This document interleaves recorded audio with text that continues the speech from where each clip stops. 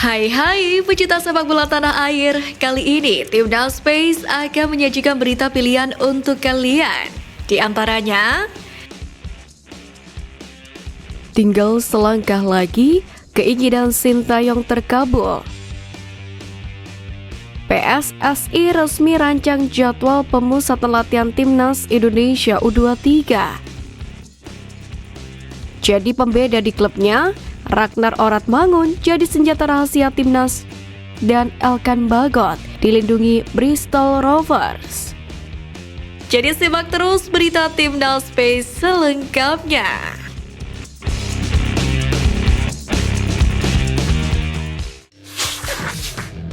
Semenjak kedatangan Sintayong sebagai pelatih Timnas Indonesia, masalah utama di skuad Garuda yakni tak ada striker yang tajam. Hingga saat ini pun masalah tersebut menjadi topik utama tim Merah Putih. Bahkan Erick Thohir pun mengatakan bahwa skuad Garuda kekurangan striker tajam di Piala Asia 2023 kemarin. Meski lolos ke babak 16 besar, tercatat Timnas Indonesia tidak membukukan satu gol pun dari lini depan sepanjang turnamen. Dengan demikian, eks-presiden Inter Milan itu memberikan tugas kepada Sintayong untuk membenahi sektor penyerangan tersebut. Di samping itu, pelatih Persib Bandung Bojan Hodak punya pandangan berbeda dengan apa yang disampaikan Ketum PSSI tersebut. Menurutnya, membenahi striker yang tumpul itu bukan dari pelatih, namun dari kompetisi yang bagus. Sebab hal ini dialami tidak hanya di Indonesia dan negara Asia Tenggara lainnya, bahkan sebagian besar wilayah Asia. Dirinya menambahkan jika Timnas Indonesia saat ini sejatinya memiliki striker yang mumpuni, salah satunya adalah Ramadan Sananta. Mantan exco PSSI Hassani Abdul Ghani buka suara terkait kontrak Sintayong bersama dengan Timnas Indonesia. Diketahui pelatih asal negeri Gingseng itu mendarat di tanah air sejak PSSI di era kepemimpinan Iwan Bule. Jauh sebelum keributan soal perpanjangan kontrak saat ini, Hassani Abdul Ghani menjadi salah satu pihak PSSI yang merekrut Sintayong. Pada awal kedatangan Coach Sin, Hassani mengakui ada keputusan yang membuat hubungan Sintayong dan Indra Syafri merenggang, yakni akibat kesalahan PSSI yang memasukkan Indra Syafri ke staf kepelatihan Sintayong di Timnas Indonesia U20. Lalu pria berusia 60 tahun itu digeser Iwan Bule menjadi direktur teknik PSSI. Secara psikologis, Hassani Abdul Ghani mengakui tentu ada yang ganjal karena Indra Syafri yang pada awalnya asisten malah menjadi direktur teknik yang secara jabatan lebih tinggi dari pelatih Timnas. Tentu itu adalah masalah lama. Saat ini, kedua pelatih tersebut sama-sama memfokuskan diri untuk menghadapi tim asuhannya yang akan menghadapi berbagai ajang di tahun ini. Hubungan Sintayong maupun Indra Syafri sendiri sudah membaik. Keduanya bekerja sama demi membawa Timnas Indonesia terbang tinggi. Sebagaimana diketahui, bek Timnas Indonesia Sein Patinama resmi bergabung dengan Kasjupen yang mentas di Liga Kasta tertinggi Belgia. Pemain berusia 25 tahun ini mendapatkan kontrak hingga akhir Juni 2026 mendatang. Sein Patinama menyusul dua rekannya di Timnas Indonesia, yakni Sandy Walsh dan Marcelino Ferdinand yang sudah terlebih dahulu berkarir di Belgia. Sein Patinama sendiri pun menjelaskan alasan bergabung dengan The Panda adalah langkah berikutnya dalam karir sepak bola profesionalnya.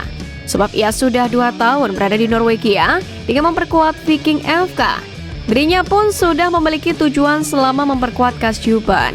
Sein Patinama mengaku ingin membuktikan kualitasnya selama berada di kasta tertinggi Liga Belgia tersebut. Di samping itu, klub yang dibela Sein Patinama saat ini akan menghadapi tim yang dibela Sandy Walsh, yakni KV Mechelen pada malam nanti.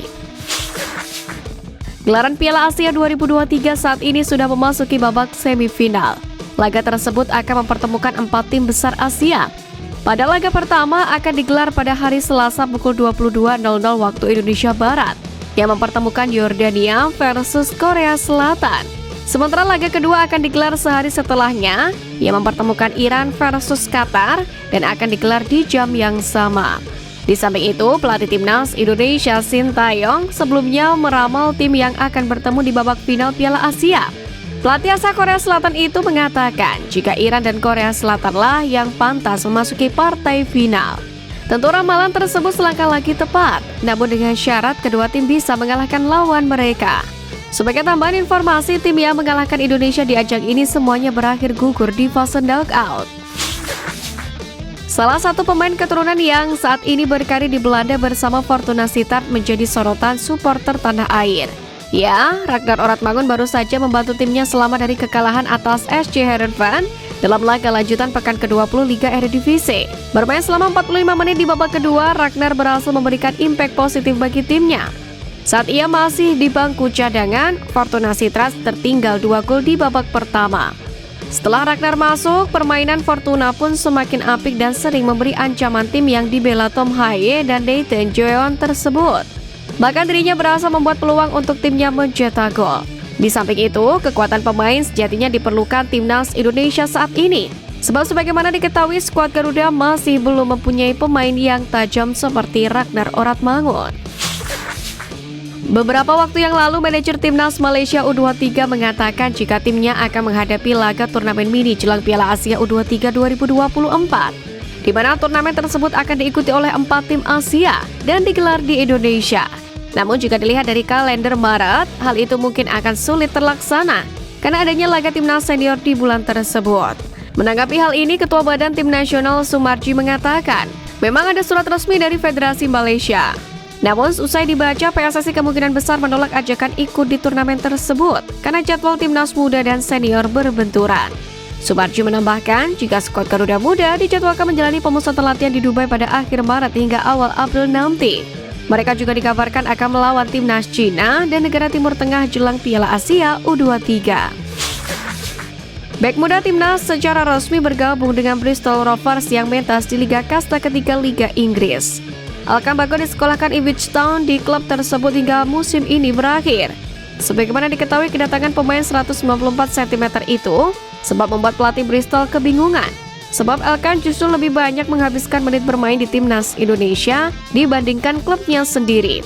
Walaupun begitu, Matt Taylor bahagia bisa mendatangkan bek timnas Indonesia tersebut, sebab ia sudah mengincar lama sang pemain 21 tahun ini. Bahkan Alkan Bagot sudah melakukan debutnya di Bristol Rovers semalam.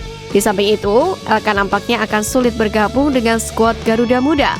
Sebab Matt Taylor secara tidak langsung mengatakan jika sang pemain masih membutuhkan menit bermain di Bristol Rovers. Namun saat ini, PSSI sedang melobi para pemain abroad, yakni agar mereka bisa bergabung dengan timnas Indonesia agar bisa meraih target tertinggi di Piala Asia U23. Kabar unik menghampiri Liga Benua Kuning, tepatnya di Korea Selatan. Ex-Manchester United Jesse Lingard dikabarkan selangkah lagi bergabung dengan Liga 1 Korea Selatan yakni FC Seoul.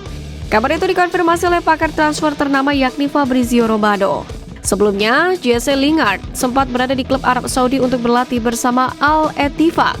Meski dirumorkan akan berkarir di Arab Saudi, pemain bertinggi 174 cm itu masih belum memiliki klub hingga saat ini. Di samping itu, jika benar Lingard bergabung dengan FC Seoul, maka dirinya akan bertemu dengan pemain timnas Indonesia yakni Pratama Arhan yang bergabung dengan Suwon FC. Menarik untuk dinanti pertemuan kedua pemain ini di Liga Korea Selatan musim 2024.